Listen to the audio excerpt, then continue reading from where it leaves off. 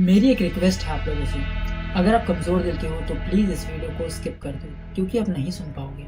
आप नहीं सुन पाओगे एक ऐसी लड़की की कहानी जिसे 44 दिनों तक एक्सट्रीम टॉर्चर किया गया था, जिसके बाद 100 से भी ज़्यादा लड़कों ने उसका रेप किया था और फिर उसे जिंदा जलाकर उसकी लाश को एक ड्रम में डालकर उसे कंक्रीट से जमा दिया था। ये ट्रू क्राइम स्टोरी है 17 साल की जुंको फारूता की। कौन थी ये लड़की और आखिर इसकी गलती क्या थी जिसकी इसको इतनी भयानक सजा मिली? जानते हैं आज की इस क्राइम डॉक्यूमेंट्री में।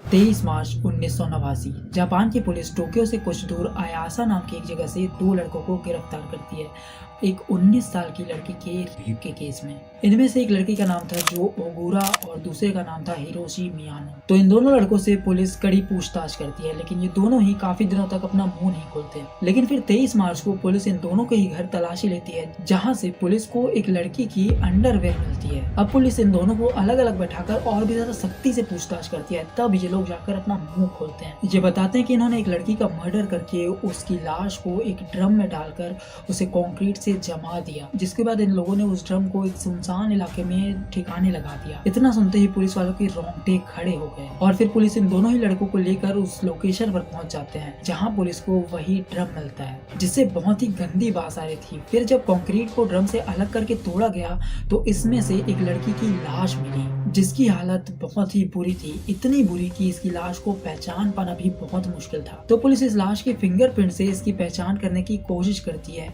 तो पता चला कि जिस लड़की के रेप के केस में इन दोनों लड़कों को अरेस्ट किया गया था, ये वो लड़की है ही नहीं। ये लाश थी जुंको फारूता की। जब इस डेड बॉडी को पोस्टमार्टम के लिए भेजा गया तो पता चला कि इस लड़की को जिंदा जलाकर मारा गया है और इसे मारने से पहले इसे बहुत ज्यादा टॉर्चर किया गया था, जैसे कि इसके पूरे शरीर पर सुई के और सिगरेट को बुझाने के निशान थे और तो और इसके रेक्टल कैविटी के अंदर प्लास्टिक के बॉटल्स फंसे हुए मिले। और यही नहीं, ये लड़की मरने से पहले प्रेग्नेंट भी थी। इतना सब पता चलने के बाद पुलिस इन दोनों लड़कों से पूछती है कि आखिर तुम लोगों ने इस लड़की के साथ क्या किया। तो फिर ये दोनों लड़के पूरी कहानी शुरू से बताते हैं। जुंको फारूता एक 17 साल की लड़की थी जो कि जापान के एक छोटे से शहर मिसाटो सायातामा में अपने माता पिता और एक छोटे भाई के साथ रहती थी। जुंको पढ़ाई में बहुत ही होशियार थी और ये वही मिसाटो के याशियो मिनामी हाई स्कूल में पढ़ती थी। जुंको दिखने में बहुत ही सुंदर थी, मतलब वो स्कूल में एक लड़की होती है ना जिसके पीछे सारे लड़के पड़े होते हैं, जुंको अपने स्कूल की वही लड़की थी। यही वजह कि वो जाने अनजाने में काफी लोगों को अपनी तरफ अट्रैक्ट कर लेती थी।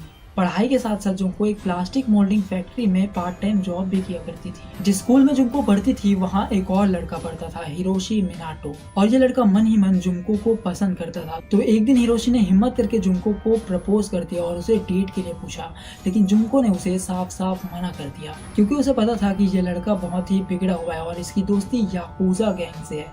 जी हाँ, जापान का वही खतरनाक याकुजा गैंग। यही वजह कि हिरोशी मिनाटो से उसके स्कूल के सभी लोग डरते थे, यहाँ तक कि टीचर्स भी। लेकिन जुंको के रिजेक्शन से हिरोशी को इतना ज्यादा बुरा लगा कि अब वो उससे बदला लेने के लिए मौके की तलाश करने लगा। और फिर एक दिन 25 नवंबर 1988 रात के करीब 8 बज रहे थे। जुंको अपना पार्ट टाइम जॉब खत्म करके वापस घर जा रही थी।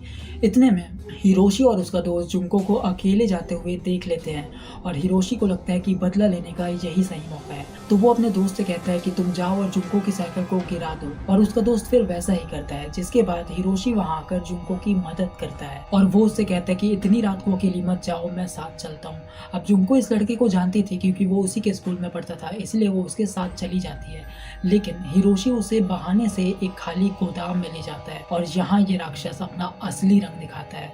वो जुंको से कहता है कि अगर तुमने भागने की या किसी की मदद लेने की कोशिश की तो तुम्हें जान से मार दूंगा, इसलिए चुपचाप मेरा कहना मानो। इतना कह के वो जुंको के साथ जबरदस्ती करने लगता है और वो जुंको के साथ बलात्कार करता है। फिर वो रात के करीब 10 बजे जुंको को लेकर एक होटल में जाता है। वहाँ पर वो जुंको के साथ मल्टीपल टाइम्स रेप करता है और मन भर जाने के बाद ये अपने दोस्त जो ओगुरा और 3 और दोस्तों को उसी होटल के कमरे में बुलाता है और ये लोग भी एक एक करके बारी बारी से जुंको के साथ जबरदस्ती करते हैं। और फिर ये सभी जुंको को लेकर नोबुरा मिनाटो, जो कि हिरोशी मिनाटो का ही दोस्त था, उसके घर ले जाते हैं और यहाँ से शुरू होता है जुंको का 44 डेज इन हेल।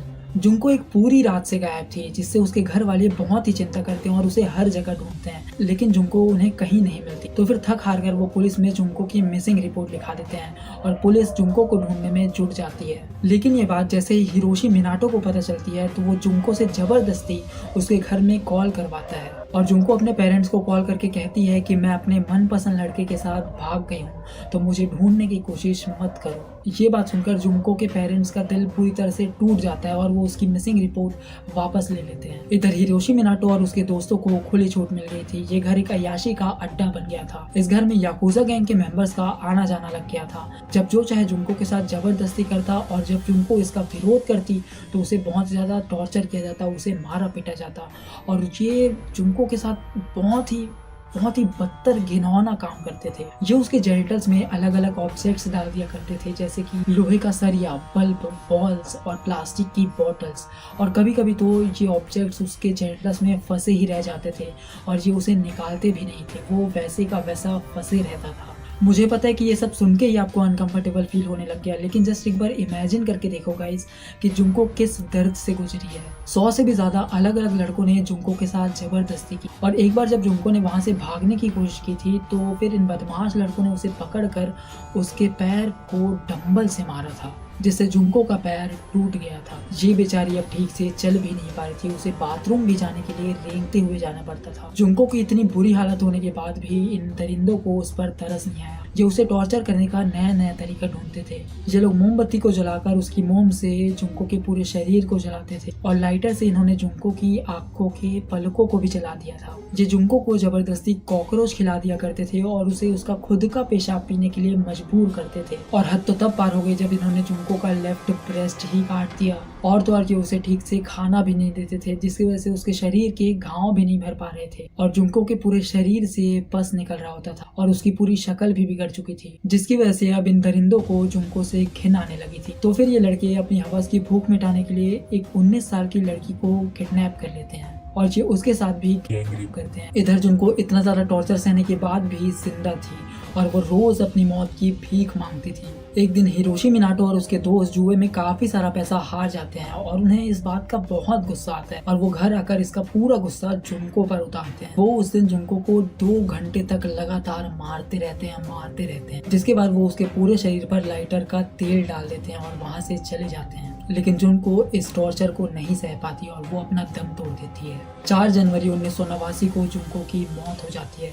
उसने 44 दिनों तक ये टॉर्चर सहा, लेकिन फिर 44वें दिन पर उसने अपना दम तोड़ दिया। ये बात जब हिरोशी मिनाटो और उसके दोस्तों को पता चली कि जुनको की डेथ हो चुकी है तो उन्होंने उसकी लाश को एक 55 गैलन के ड्रम में डाल दिया और उसे कंक्रीट से जमा दिया और फिर उस ड्रम को कोटो नाम की एक जगह पर सुनसान इलाके में छोड़ दिया। जब जुनको के पेरेंट्स को इस हैवानियत का पता चला तो वो पूरी तरह से टूट गए। हिरोशी मिनाटो और जो ओगुरा की गवाही के बाद उसके और 2 दोस्त नोबुरा मिनाटो और यशुशी वटनाबी को भी अरेस्ट कर लिया जाता है। जब कोर्ट में इन चारों को पेश किया जाता है तो पता चला कि ये चारों ही नाबालिग थे, तो इन चारों को सजा भी उसी के मुताबिक मिली। हिरोशी मिनाटो और जो ओगुरा को 10 साल, नोबुरा मिनाटो को 9 साल और यशुशी वटनाबी को 7 साल की सजा हुई। मुझे पता है कि आप लोगों का भी दिल टूट गया इन चारों की इतनी कम सजा को सुन के, क्योंकि जो घिनौना क्राइम इन्होंने किया है उसकी तो नर्क में भी कोई जगह नहीं है इन चारों की। तो 2 अप्रैल 1989 को जुनको की आखिरी यात्रा निकाली गई, जिसमें बहुत सारे लोग शामिल थे और सभी जुनको की इस कहानी को सुन के बहुत ही भावुक थे। जुनको ने अपना ग्रेजुएशन कंप्लीट नहीं किया था, लेकिन फिर भी उनके प्रिंसिपल ने उनके पेरेंट्स को जुनको की ग्रेजुएशन की डिग्री थमाई और जुनको की बेस्ट फ्रेंड ने उसके लिए एक बहुत ही भावुक स्पीच दी। तो ये थी ट्रू क्राइम स्टोरी जुनको फारुता की, जो कि काश ट्रू ना होती। खैर, आपका इस पूरे केस पर क्या मानना है, क्या सोच है, नीचे कमेंट करके जरूर बताना। तो प्लीज इस चैनल को जरूर से सब्सक्राइब करें और इस वीडियो को ज्यादा से ज्यादा शेयर करें ताकि ज्यादा से ज्यादा लोग जागरूक हो और फिर कभी किसी जुनको फारुता के साथ ऐसा ना हो। तो मिलते हैं नेक्स्ट वीडियो में।